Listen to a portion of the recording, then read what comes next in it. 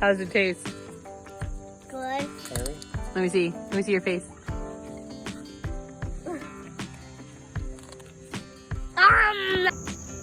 Welcome back to Once Upon a Tiny Farm. My name's Drew. In today's video, I want to give a quick tour, little summer tour of our backyard garden. Show you everything we got growing here. So stick around. I want to quickly share a few things that I've been doing to grow the most healthy cucumber plants that I think I've ever grown. So you can see I have them growing up this cattle panel trellis here.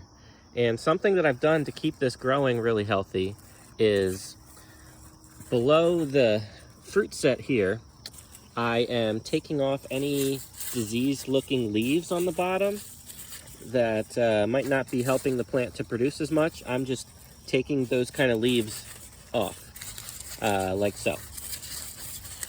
Just take them off and it'll give the plant better airflow and help them go up, keep growing up and producing more fruit.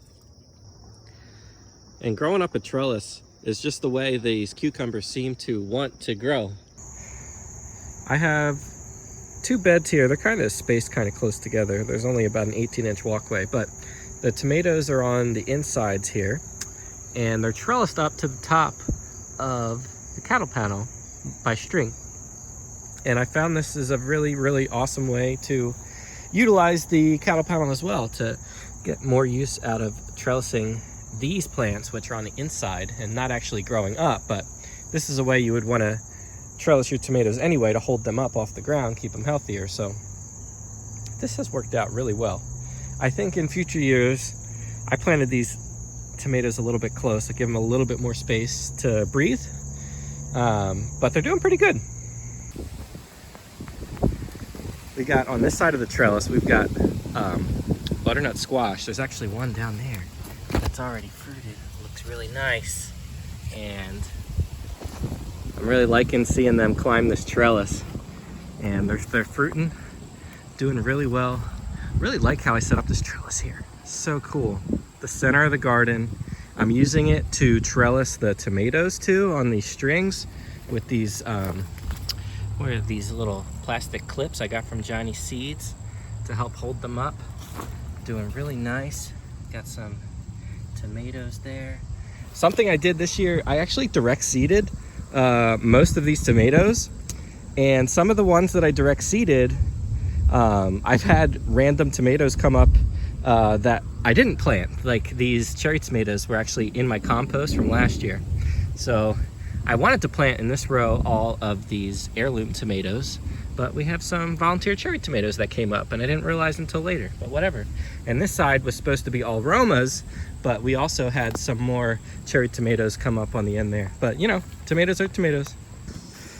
In this row we had the Three Sisters corn, where we got some golden bantam yellow sweet corn, and we already harvested some of those the other day.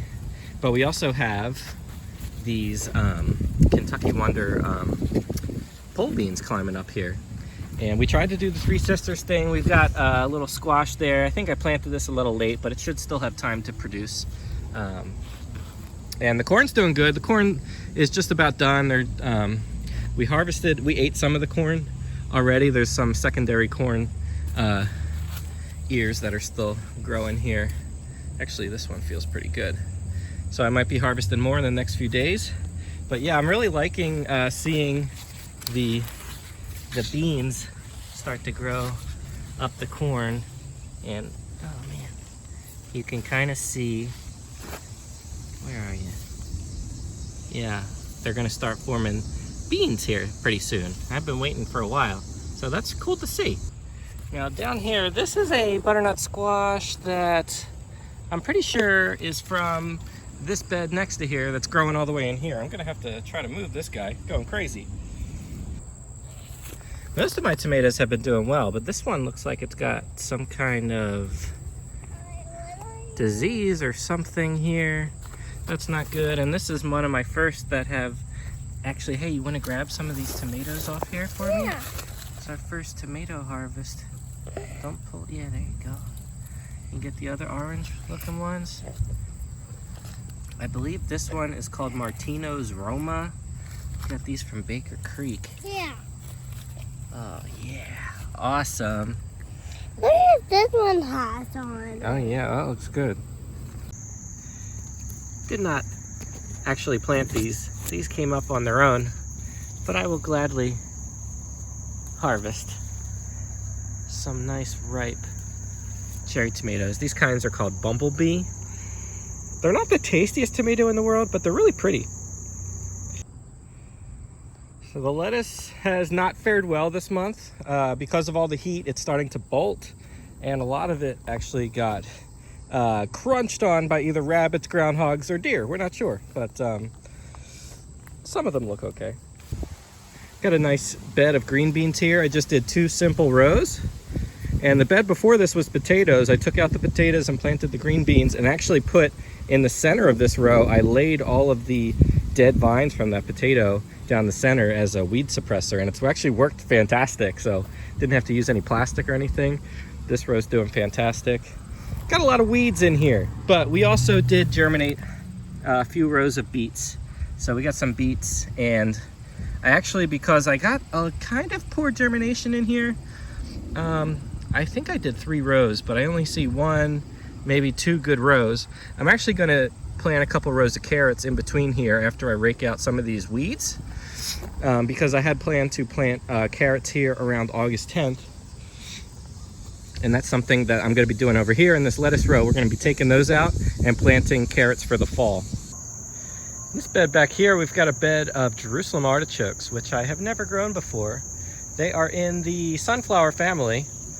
We got actual sunflowers here. This one actually just fell over. I think it got too top heavy and fell over. But that bed is Jerusalem artichokes. They produce a tuber beneath the soil, and up top it grows these flowers, which look like they're about to start flowering.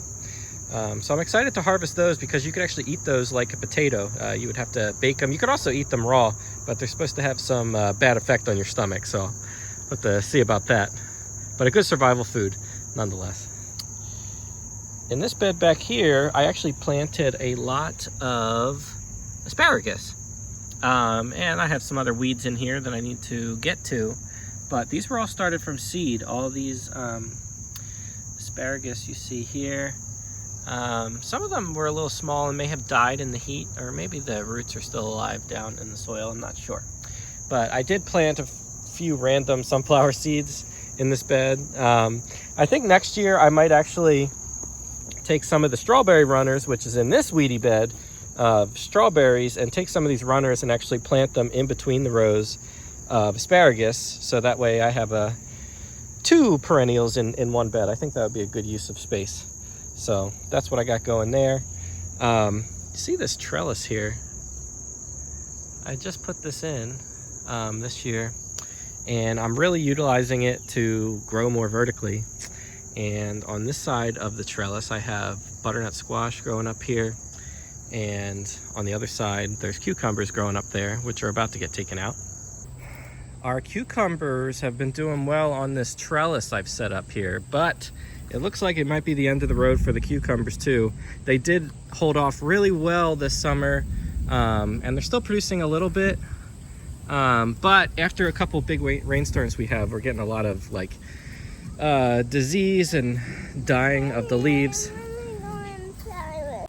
I think I'm gonna pull these out, and actually I have planted some others below. I don't know, they might have died.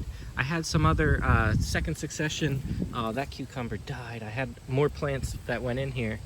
I might try direct seeding, because I think there's still enough time to get one more cucumber harvest before first frost. I hope you enjoyed this video. If you found it helpful, please give this video a thumbs up, and subscribe to our channel if you're new here. I'd really appreciate that too. All right, thanks for watching. See you in the next one.